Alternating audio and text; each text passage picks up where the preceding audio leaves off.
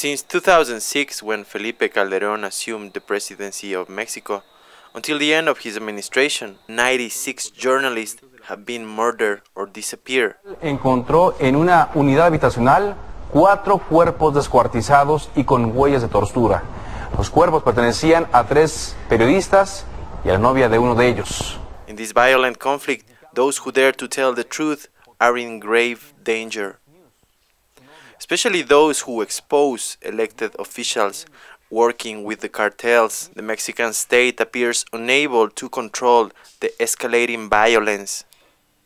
Not only there is a war between the federal government and the cartels, but there is also a war between the cartels themselves for control of the enormous profits that the transnational drug traffic generates. The production and distribution of drugs is a transnational business that, according to the United Nations, is worth up to $400 billion a year, around 8% of all international trade. Anabel Hernandez is an investigative journalist who worked many years uncovering the corruption of the criminal gangs acting in collusion with the police and elected officials as well. During the last 5 years, she zeroed in the Federal Public Security Ministry. There, the top law enforcement officials coordinate the fight against public threats. Hernandez has published over her findings, investigating the Federal Public Security Ministry. The most shocking revelation comes with the fact that the public security czar, Genaro García Luna, allegedly used his enormous power and influence to collude with criminal narco and kidnapping gangs, the very same people he was supposed to fight. Y pude documentar una serie de hechos que comprueban cómo es la Secretaría de Seguridad Pública Federal, los principales mandos y comandantes de la Policía Federal estuvieron involucrados en una serie de actos de corrupción que implican desde nexos con bandas de secuestradores hasta con cárteles de la droga mexicanos. A lo largo de todos estos años, de estos 5 años, desde que comencé a hacer estas investigaciones, comencé a sufrir acosos, comencé a sufrir presiones, no solo yo, sino también mis fuentes de información a lo largo de todo este tiempo.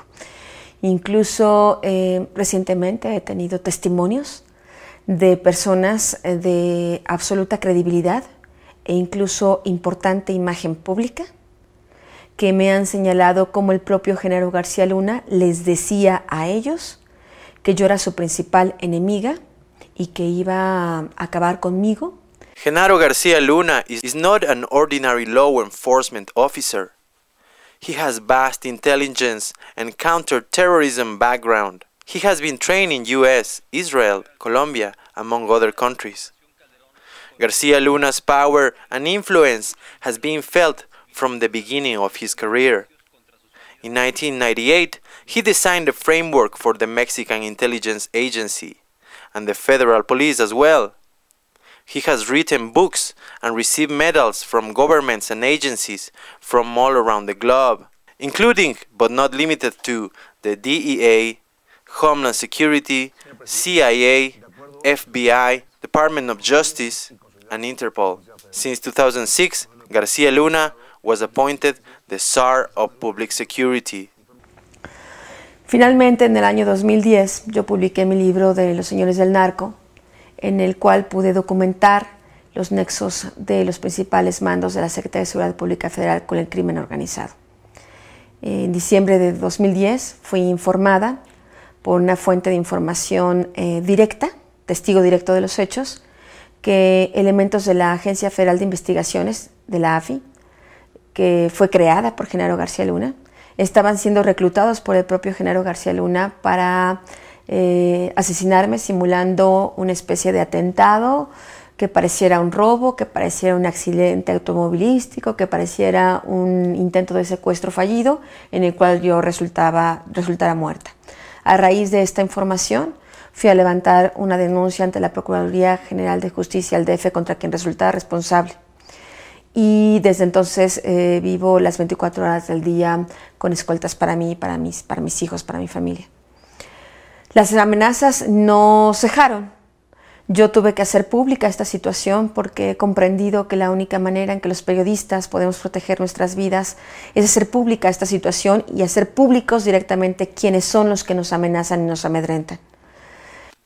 On November 28, 2011, Edgar González Valdez, also known as La Barbie, stated in an open letter from inside the jail that he personally had given substantial bribes to Genaro García Luna, then Czar of Public Security. He said that the bribes go back to 2002, when García Luna was the head of the Federal Investigation Agency.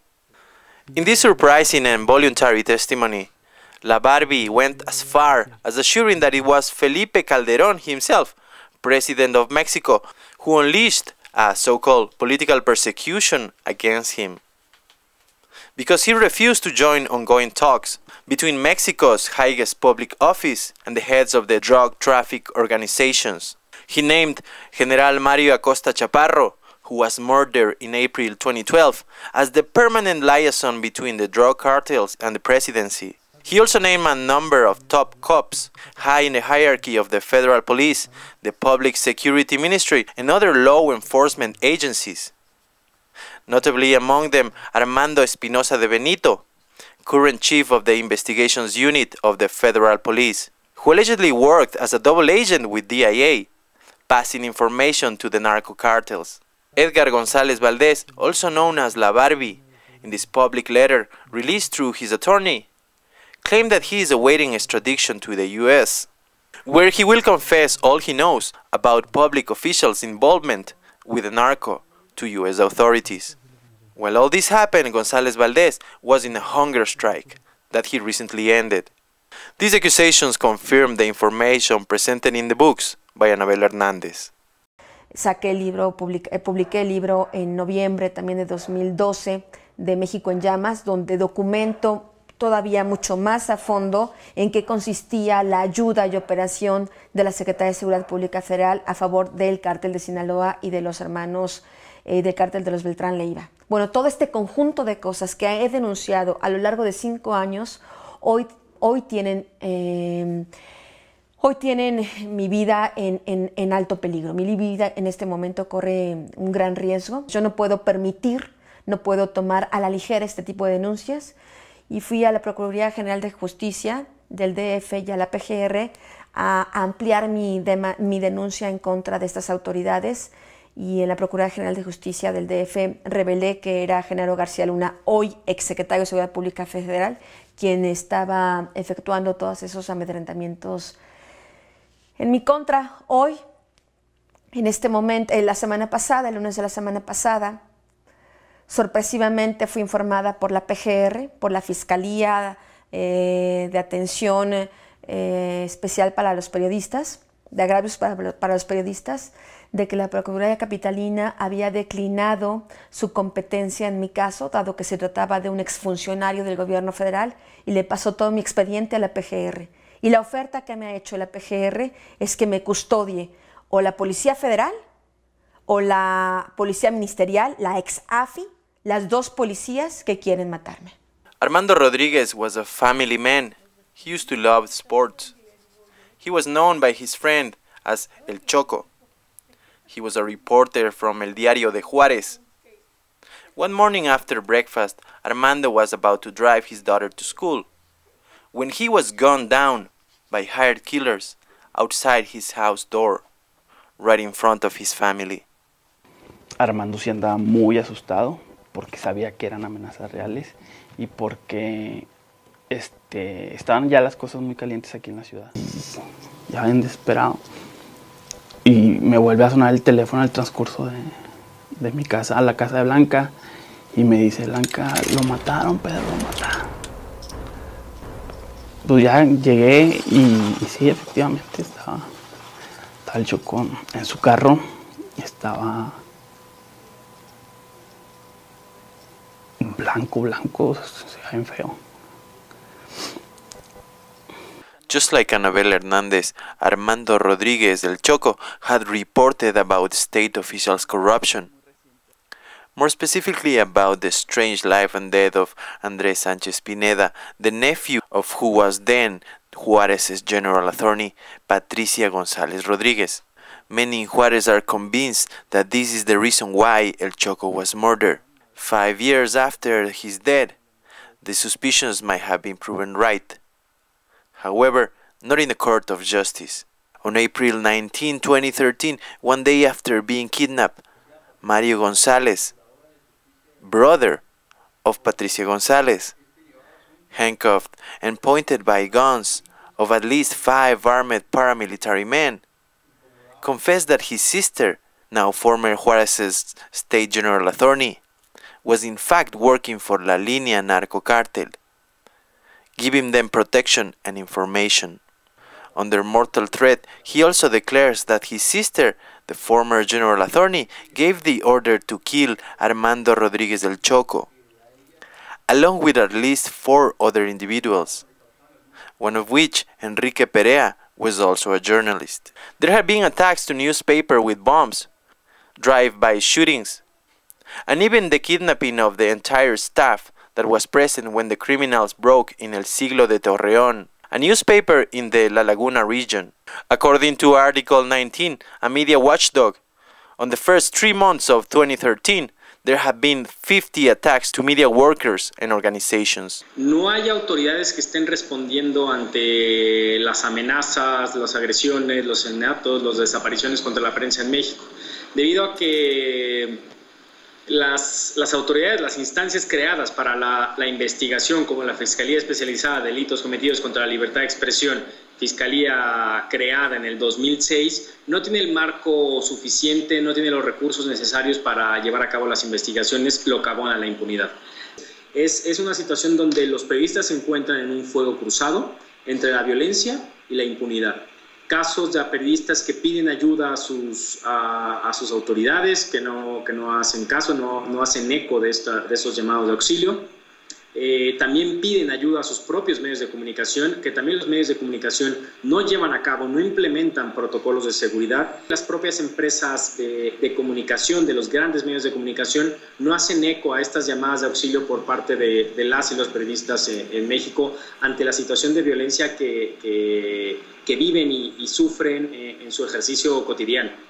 It is believed that this illegal trade works in a system where international crime rings partner up with local drug traffickers, merging in the local economies and creating a complex chain where each cell does its part and gets a profitable reward. Even authorities, law enforcement officers, and banks. How high those official and private banking involvement with narco economy goes? Even too big to fail banking institutions like HSBC, that laundered $881 million from drug cartels. And Wachovia, now part of Wells Fargo, laundering $378.4 billion, have cooperated with the drug cartel gangs. This was all recently demonstrated in US courts. What is more worrisome is that both banks were only fined for a very small percentage of their earnings. No arrest, nobody was banned from the banks. Not even a hearing considering closing the banks. Case closed and back to business as usual.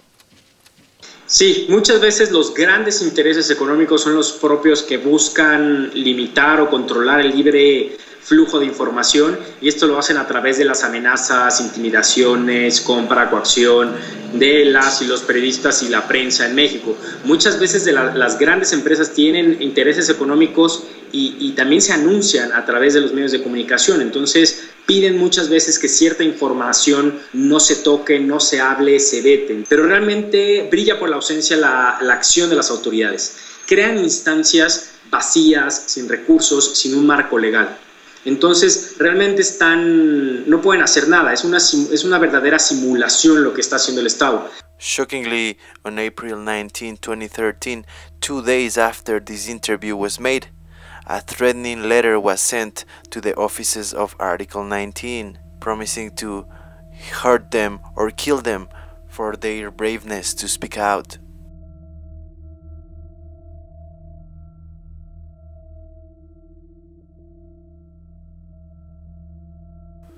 Mexico is a country in a rare state between apparent peace and a surging violent conflict. where the state tries to defeat an enemy that pretty much resembles a ghost, a killer that is everywhere and nowhere at the same time: the transnational drug cartels. The Mexican government put the number of total casualties around 34,000 since 2006, but others differ radically, like Department of Defense Secretary Leon Panetta, who on a security meeting in Canada recently put that number around 150,000. And while this violent conflict has no military battlefield, the last couple years the body count puts Mexico among the most violent places on earth, right next to Iraq, Syria, Afghanistan, and Somalia. In a context of enormous profits for transnational interests and individuals as well, all those involved in this conflict are no more than disposable pawns. Men and women die every day to continue this very profitable war on drugs, and among them, many Mexican journalists. Reporting for The Real News, this is Oscar Leon.